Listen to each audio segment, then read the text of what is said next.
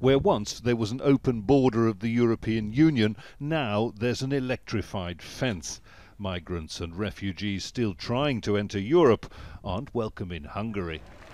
A landslide win in parliamentary elections in April has encouraged Prime Minister Viktor Orban and his Fidesz party to go further. Despite protests by the EU and local activist groups, a new law is being debated that would criminalise any support, including legal advice, given to asylum seekers who do make it through.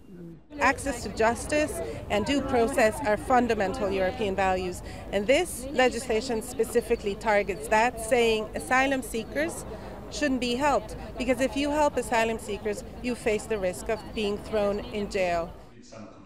I put that to Mr. Orban's spokesman.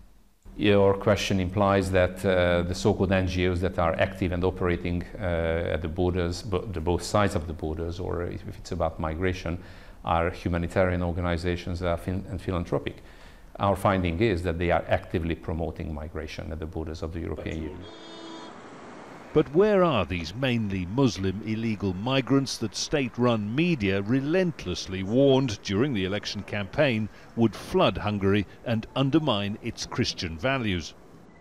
The advance of Viktor Orban and his policies has proved unstoppable in 3 consecutive parliamentary elections. Meanwhile, the advance of Muslim migration on this society has been pretty comprehensively stopped at what is now Hungary's heavily fortified southern border. It is as if this new legislation is aimed less at illegal migrants and more at civil society.